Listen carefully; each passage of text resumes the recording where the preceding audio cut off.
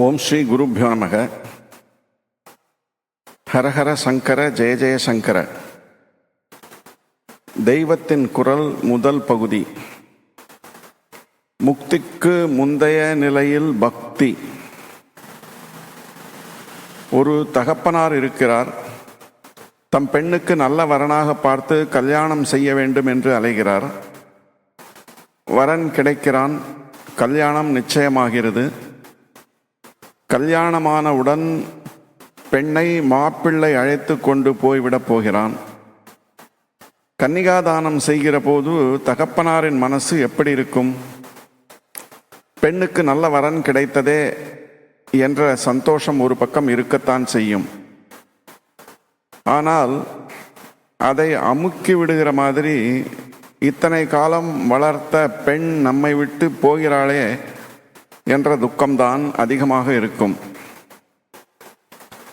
அவரேதான் வரன் பார்த்தார், தேடி தேடி பார்த்தார், கடன் வாங்கி மனசார செலவழித்து கல்யாணம் செய்கிறார்.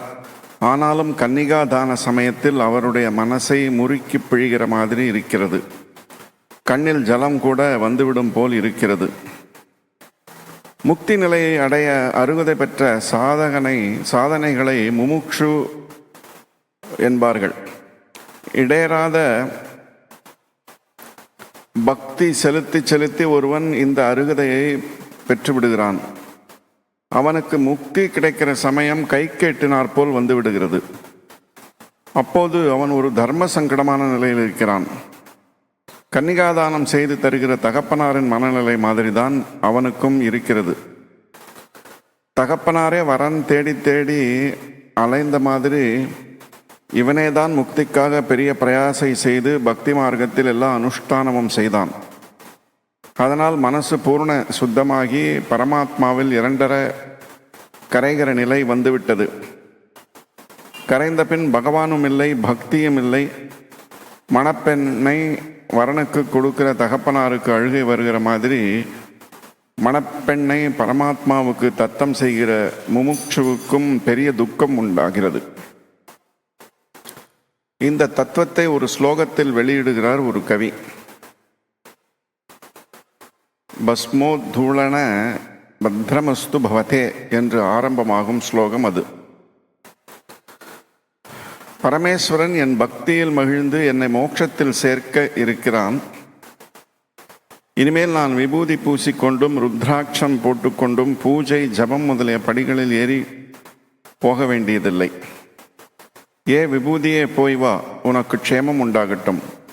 சுபமான ருத்ராட்சமாலையே உனக்கும் பிரியா விடை கொடுக்கிறேன். பக்தி மார்க்க படிக்கட்டுகளே, உங்களையும் விட்டு பிரிகிறேன். எனக்கு பக்தி பகவத் குணானுபவம் என்கிற ஆனந்த பிரபஞ்சத்தையே தந்த உங்களை எல்லாம் சிதைத்து போடுகிற மோட்சம் என்கிற மகா மோகத்தில் தோய்ந்து போகிறேன் என்கிறார். மோகத்தை போக்குவதுதான் மோட்சம். ஆனால் பக்தி இன்பத்தையும் அதற்கான சாமக்கிரியைகளையும் கைவிட்டு மோட்சம் பெற வேண்டும் என்கிற போது இந்த பரம பக்தருக்கு மோட்சமே மோகமாக தோன்றுகிறது. இதேபோல் கிருஷ்ண கருணாமிர்தத்திலும் ஒரு ஸ்லோகம் இருக்கிறது. பக்தி முற்ற பெற்ற கருமம் நசிக்கிறதை பற்றியது இந்த ஸ்லோகம்.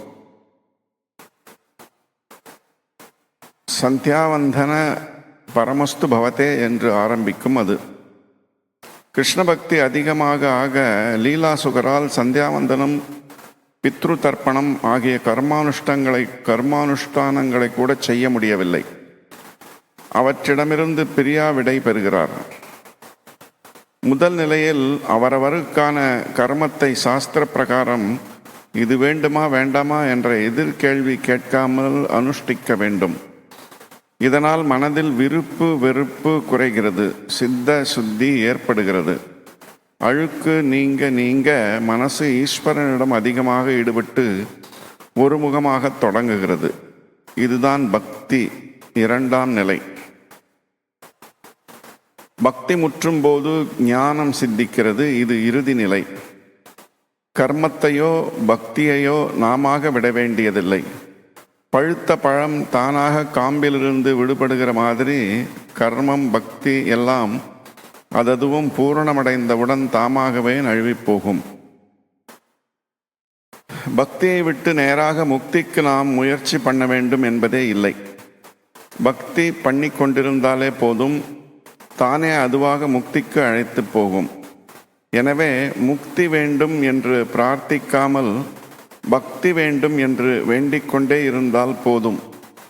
கோபாலகிருஷ்ண பாரதியார் சொன்னபடி பக்தி பண்ணிக்கொண்டிருந்தால் முக்தி பெறலாமே.